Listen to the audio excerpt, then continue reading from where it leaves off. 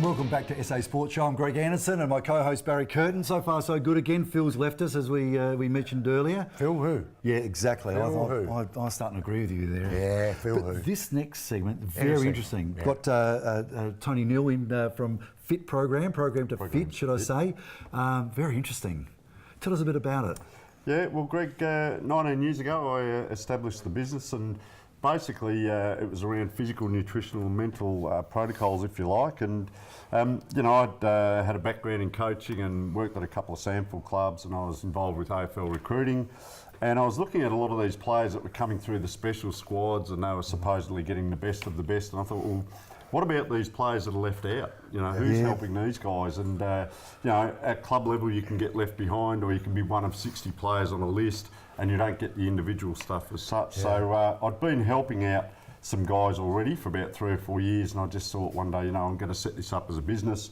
My background is fitness. I've been accredited 31 years. I did performance nutrition. And I'd also been invited into SASS with the sports psychs for 2 years. I was intimidated, I wouldn't go in. Okay. And when I got all this going, I thought, well, okay, we'll go. So for 5 years I went along to their meetings. So hence the physical, the nutritional, mental side, the accreditations were there. And look, it just took off. You know, it originally started out, it was going to be a hobby, help people out. And here we are 19 years later, over 60 AFL and SAMFL players, hundreds of local level players.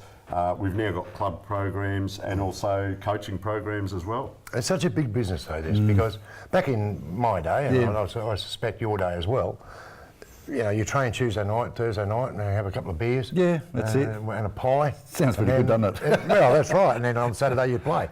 But this has become unbelievable, and really it has become necessary. I think that's the big.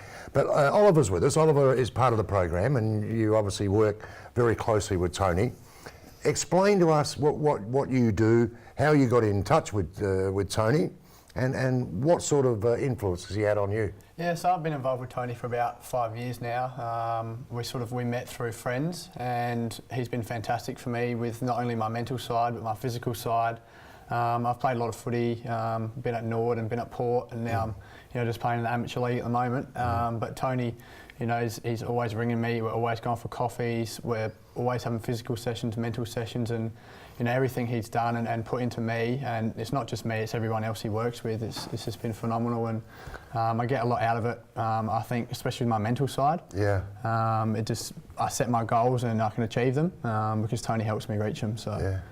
Benefits, so there's benefits to it. 100%, yeah. Lots of benefits. I find mostly with the mental side. Yeah. In the pre-season we do more of the physical stuff, and then when it gets into season we sort of set the goals of what we can achieve throughout the year, short-term goals and long-term goals, and yeah, we reach them. So. Do you feel you're enjoying the game more because of that? I mean, because it's a tough game. You know, it's a tough game. You know, especially if you've said you've jumped to a couple of clubs now, so you probably haven't felt settled. So this will be a big part of that, so you can actually really enjoy the game, but also focus on you know where you're going as a sportsman. Yeah, for me the big one was enjoyment, and I sort of lost a lot of that enjoyment before, you know, meeting Tony and things like that, and because it just becomes a slog, you know, day in, day out. And Tony brought that enjoyment back for me as well through the constant calls and just checking up to see, you know, how you're going, how your game went.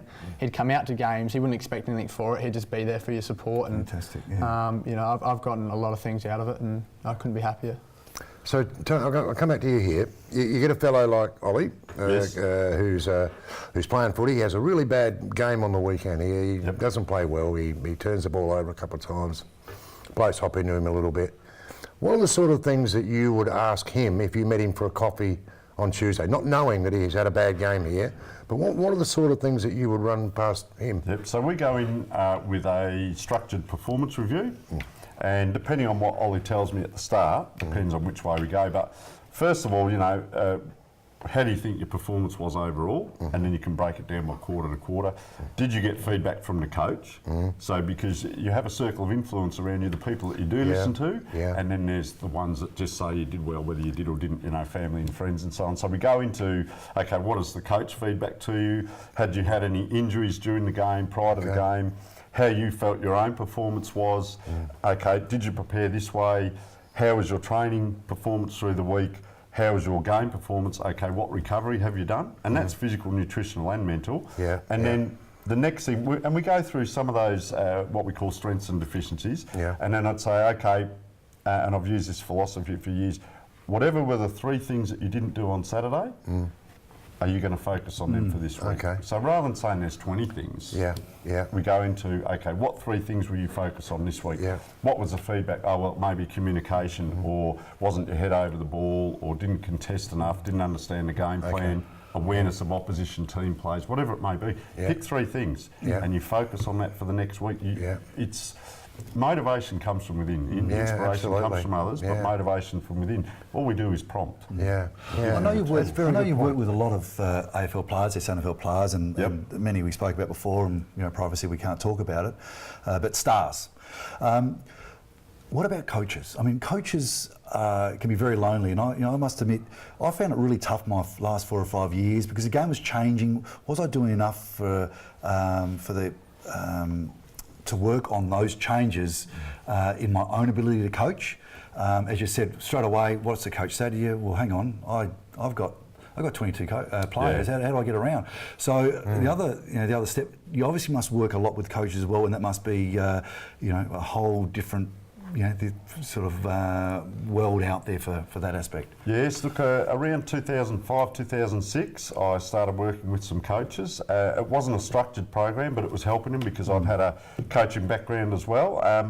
And look, it has evolved and changed from then till now and had some great successes. But you can have an established coach that's been going 10 or 12 years who's stuck in the mud and what you're doing 10 years ago. And we look at past, current and future trends in coaching, and there was a picture of one of the AFL boxes. There's 21 computers in the box. Now at local level you don't get that sort of stuff, but a local level coach now, stretched for time, it's stressful, they've got family relationships, work, and everything's business. relevant. Everyone wants to win, and every player wants to play well under you as a senior coach.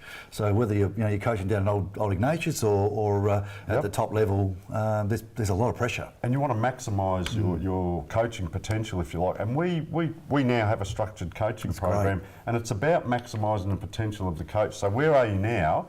What are your ambitions? And there's some steps in there. How do I need to get there? A lot of that goes back to, here's the coach, here's the team in front of him. You might be a level 1, 2, 3, 4 coach. What other tools have you got? Have you ever gone out and done public speaking? A coach these days needs to know about fitness and conditioning, nutrition, sports psychology, counselling, relationships, careers, finances. There's a whole pile of things out there. Amazing. What we see is clubs will appoint a coach. Great, the coach has got the job. 6 rounds in, he's lost 5 and won 1. All of a sudden, the snakes and snipers out the back start talking. He's no good. 2 years later, the coach has turned over. You start again. What we look at is, let us come in, external providers, and let's support the coach that's at your club. Help this coach. And one of the coaching tools that we've got at the moment is a coach assessment. But that's not going into the committee and say, we'll watch your coach. Let's go into the coach and say, let's work together, because we want to create, we're on the same level. We're no better than the coaches. But we're saying, look, we've got some tools that can help you. How did you prepare? What was your talking like at quarter time and three-quarter time?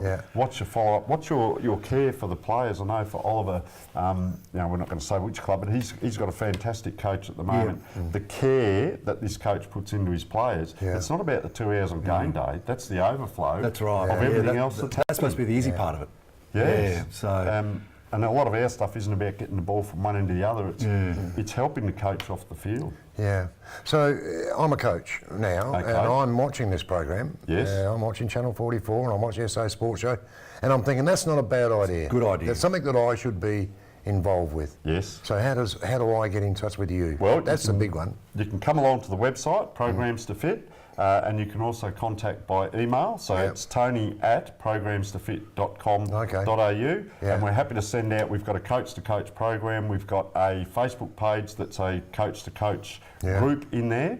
I'm associated with a guy in Victoria. I've collaborated with an ex-TAC Cup coach. We're running programs in Victoria. I've run some workshops over there as well as here. We're also doing MCG Game Day live coaching from a corporate box Wow. down the ground from where the coaches get their down ground analysis. We ran one recently, Hawthorn Bulldogs game, where the Bulldogs got up by 9 goals in the last quarter. So, so that was very interesting. Yeah. But we talk about tactics and game day stuff, and it's, you know, a lot of my recruiting stuff, it's don't watch the ball. It's a macro might be watch the forward line, watch the back line, 30 metres off the ball, who's doing what, reactive, proactive.